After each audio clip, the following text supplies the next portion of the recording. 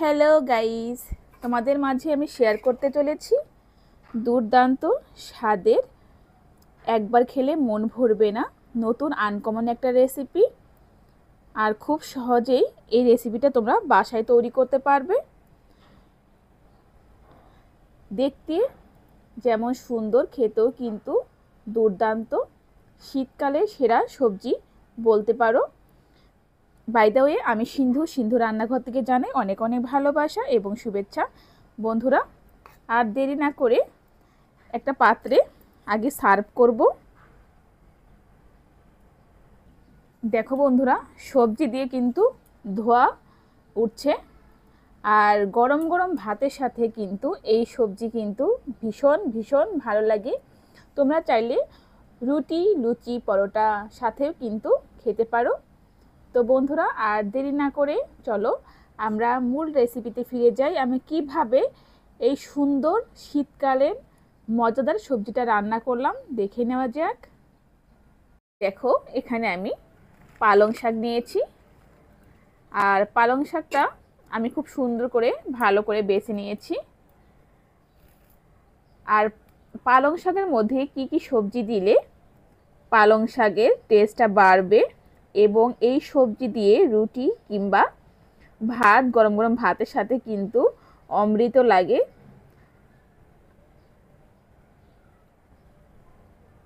এখানে আমি দিয়ে দিচ্ছি বেগুন। কোন কোন সবজি দিলে এই রেসিপিটা দুর্দান্ত হবে এবং খেতেও অনেক মজা হবে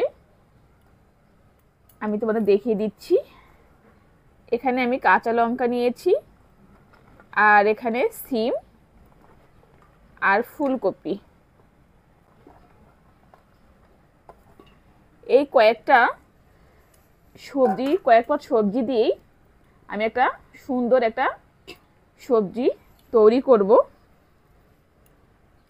বন্ধুরা, এই সবজি কিন্তু অনেক অনেক মজা, আর একবার খেলে কিন্তু মন ভরবে না, বুঝতেই পারছো। একবার খেলে মনে হবে যে কিছুই হয়নি, বারবার খেতে ইচ্ছা করবে। তো বন্ধুরা, এবার আমি ধুয়ে নিব। এখানে আমি জল দিয়ে দিচ্ছি।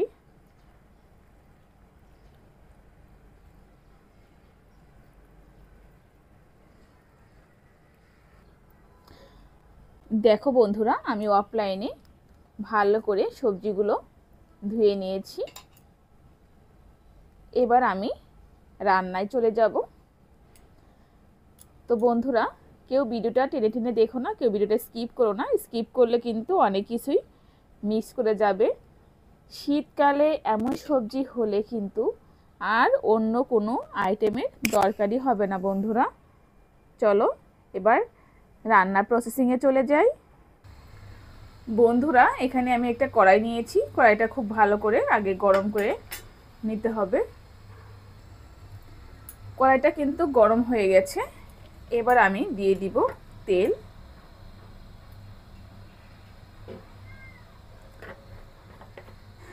তেল পরিমাণ মতো দিলেই হবে, খুব বেশি তেল দেওয়ার দরকার নেই। তেলটা গরম হয়ে গেছে। এবার দিব শুকনা মরিচ, আর দিয়ে দিব পাঁচফোড়ন। একটু হালকা ব্রাউন কালার হয়ে গেলে দিব সামান্য হিং। হিং দেওয়ার পরেই দিয়ে দিব ওটা ডালের বড়ি। ডালের বড়ি দেওয়ার পরে একটু ভাজতে হবে, আর গ্যাসটা একটু কমিয়ে দিতে হবে।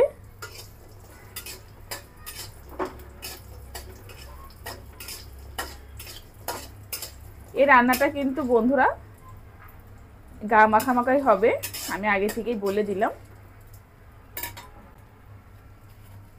এবার দিয়ে দিব সবজি।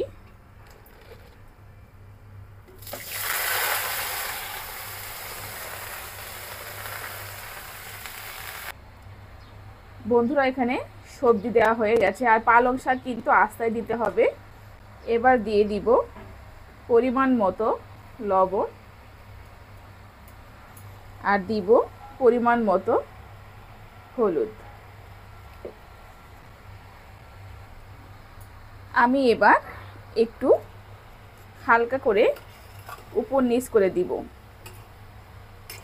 যেহেতু কড়াই প্রায় ভর্তি আছে, দেখতেই পাচ্ছ বন্ধুরা কড়াইটা কিন্তু প্রায় ভর্তি আছে, আমি শুধু একটু হালকা উপর নিচ করে দিব।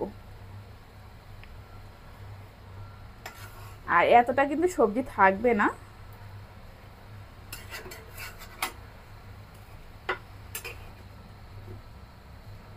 আমি একটা বাবুর্চির কাছ থেকে এই রেসিপিটা শিখেছি নিরামিষভাবে।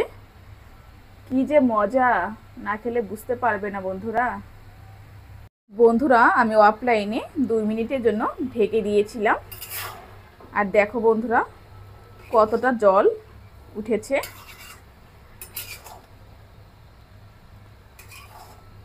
দেখতেই পাচ্ছ। আর শীতে এই পালং শাক দিয়ে বড়ি, বেগুন, সিম, ফুলকপি আর পালং শাক, এই সবজি কিন্তু হেভি লাগে। এতটা মজা লাগে বন্ধুরা, না খেলে কিন্তু বুঝতে পারবে না এর টেস্টটা কতটা। যত খাবে ততই কিন্তু খেতে ইচ্ছা করবে, এতটাই মজার। বন্ধুরা আমি অফলাইনে একটু জল দিয়েছি যাতে করে এই সবজিগুলো খুব ভালোভাবে সিদ্ধ হয়ে যায়। আর আমি আগেই বলেছিলাম এটা কিন্তু মাখো মাখো হবে।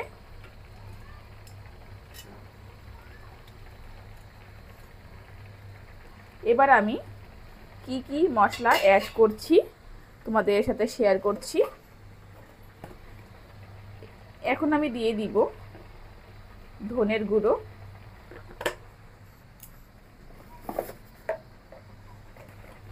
আর এখানে দিয়ে দিব জিরের গুঁড়ো,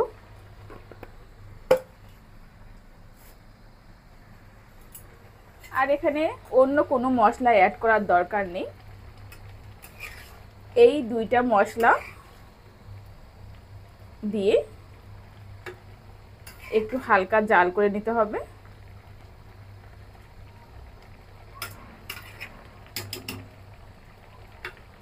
এখানে অনেকটাই দেখা যাচ্ছে ঝোল আছে, ঝোল কিন্তু থাকবে না বন্ধুরা।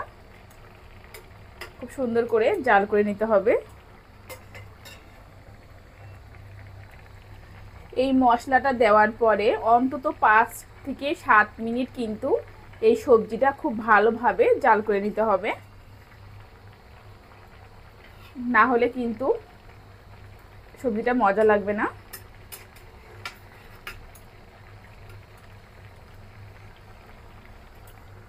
শীতকালে সেরা রেসিপি এই রেসিপি, কিন্তু যত খাবে ততই কিন্তু খাওয়ার প্রতি আগ্রহটা বেড়ে যাবে। দেখো বন্ধুরা সবজিটা কিন্তু মোটামুটি হয়ে গেছে।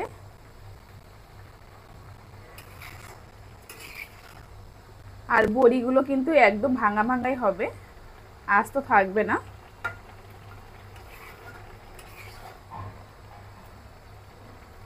এরকম মাখো মাখো ফুলকপি ভাঙবেও না, এরকম মাখো মাখোই হবে। এবার আমি গ্যাসটা অফ করে দিব। এখন ঠান্ডা হওয়ার পরে তোমাদের সাথে শেয়ার করব। দেখো বন্ধুরা সবজিটা কত সুন্দর গাঢ় হয়ে গেছে, দেখতেই পাচ্ছ।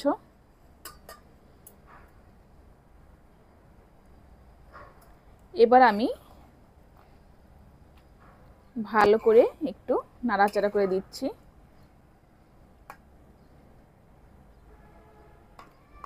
একদম মুখরোচক। আমি এই সবজিটা প্রথম থেকে শেষ পর্যন্ত খুব সহজে তোমাদের মাঝে শেয়ার করার চেষ্টা করেছি। আসলে যদি এই রেসিপিটা একদম নতুনভাবে তৈরি করেছি, আশা করছি এই রেসিপিটা তোমাদের অনেক অনেক ভালো লাগবে। তো বন্ধুরা সবাই ভালো থাকো, সুস্থ থাকো, দেখা হবে নতুন আরেকটি রেসিপিতে। টাটা।